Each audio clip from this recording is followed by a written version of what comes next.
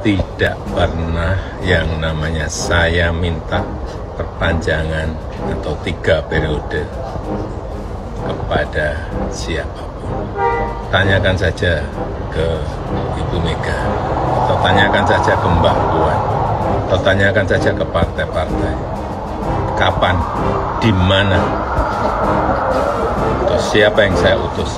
Nggak pernah ada. Ya, jangan menjadi framing jahat seperti itu. Jadi kalau saya melihatnya sederhana, Pak Jokowi kan sebelumnya memang sudah berkeinginan untuk 3 periode.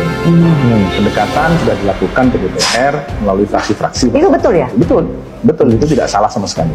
Hanya kemudian bahkan fundingnya saya dengar udah siap pada saat itu. Bukan hanya itu, di DPR pun sudah menyambut. Udah menyambut ya, ya, menyambut begitu ya. Senang juga kan mereka juga panjang juga kan. Dia muncul, jangan 3 periode dong. Kalau 3 periode berarti ada pemilu. Kalau ada pemilu belum tentu kita kepilih. Kenapa pasti pilih lagi? Gitu. Akhirnya kemudian muncul gagasan, oke perpanjangan karena COVID 2 tahun yang hilang ya sudah kita perpanjang 2 tahun. Begitu. Tetapi kemudian urusan PDIP Pak Jokowi yang mau ngomong sendiri, dan kemudian pernah coba kalau Aziza lihat ada headline Kompas pada waktu itu, harian Kompas, yang di situ Pak Jokowi sama Bu Mega di Kebun Raya Bogor. Iya. Cukup lama itu, hampir 2 jam di situ.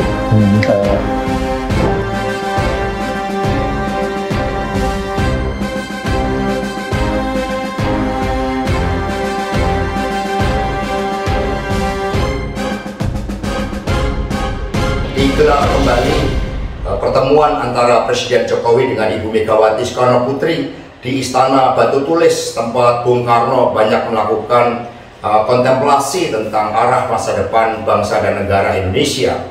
Dengan pemandangan Gunung Salak yang begitu bagus, maka dialog yang begitu mendalam membahas berbagai persoalan bangsa dan negara saat ini, khususnya bagaimana bangsa Indonesia bersiap-siap menghadapi tekanan global, krisis ekonomi yang akan menekan kita akibat perang Rusia-Ukraina yang menciptakan krisis pangan dan krisis energi. Sementara di Indonesia dan negara-negara lain belum sepenuhnya di dalam mengatasi pandemi COVID yang dampaknya juga kepada perekonomian rakyat itu. Karena itulah digagas bagaimana kita mendorong agar Indonesia betul-betul berdaulat di bidang pangan, dan bagaimana Ibu Mega yang begitu banyak pengalaman di dalam menyelesaikan krisis ekonomi juga melakukan diskusi intensif, khususnya kebijakan-kebijakan mendasar untuk mendorong pergerakan ekonomi rakyat itu.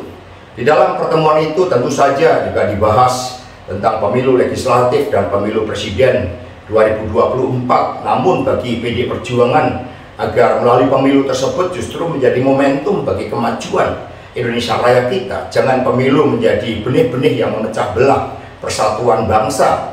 Dan dalam konteks kepemimpinan antara Bung Karno, Ibu Mega, Pak Jokowi, dan kepemimpinan yang lahir pada tahun 2024 merupakan satu kepemimpinan yang senafas agar Indonesia betul-betul menjadi negara besar, menjadi pemimpin di antara bangsa-bangsa di dunia. Itulah yang menjadi komitmen dalam dialog yang sangat mendalam yang berlangsung hampir 2 jam. Itu rencananya mestinya Pak Jokowi ngomong soal perpanjangan 2 periode. Nah, untuk periode ketiga. Periode ketiga, sorry. Tetapi sampai dengan 2 jam selesai itu, ucapan itu tidak tersampaikan, begitu. Sehingga kemudian akhirnya batalah cerita 3 periode itu. Tabiat politik Pak Jokowi yang dengan mudah dan gampang menginjak-injak konstitusi. Kaget nggak? Karena kan Prof Mahfud ini sempat akrab nih.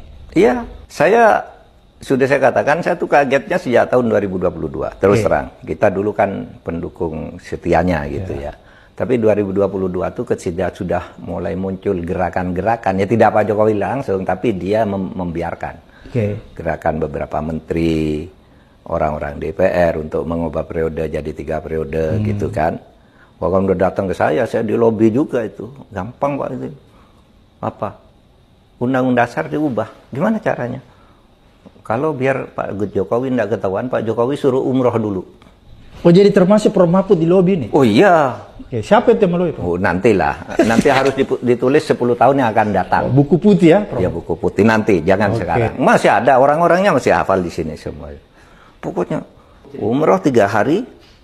Nanti Kita sidang MPR kali pasal yang menyatakan presiden hanya dipilih 2 periode itu diubah. Pagi dibuat panitia kerja, siang diplenokan, sore disahkan, besok presiden sudah bisa langsung perpanjang jabatannya. Sesimpel itu ya?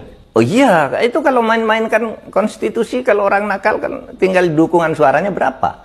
Sepertiga mengusulkan, 2/3 setuju, di voting dari 3/4 hadir, dari 3/4 itu di voting 50% setuju udah selesai. Bisa sehari. Kalau orang nakal, ya. Makanya moral hukum itu penting, bukan hanya prosedur hukum. Moral hukum itu penting. Paling tertinggi ya. Nah sejak itu, Pak Abraham, saya itu mulai curiga. Lalu ada upaya perpanjangan lagi. Udahlah kalau nggak bisa 1 periode, tambah 2 tahun aja, kan COVID-nya 2 tahun. Jadi itu bisa dengan ketetapan MPR dan macam-macam. Saya bilang nggak bisa, apalagi Bu Mega keras kan. Beberapa partai keras waktu itu, Bu Mega yang paling keras. Pokoknya menolak perpanjangan, menolak apa gitu kan. Ya saya termasuk di barisan nggak bisa. Lupa Mahfud kan enak, bisa langsung perpanjangan jabatan menteri, iya kan? Diiming-imingin ya? Diiming-imingi, meskipun itu belum tentu juga. Tapi iming-iming itu kan menarik kalau bagi orang yang ingin haus kekuasaan. Iya. Pak Mahfud enak diperpanjang, langsung jadi menterinya 10 tahun atau 2 tahun lagi gitu. Iya kan? Menko Polhukam apa? Wah, saya bilang bukan itu masalahnya, ini masalah konstitusi, Bung, saya bilang. Masalah konstitusi. Nggak boleh begitu.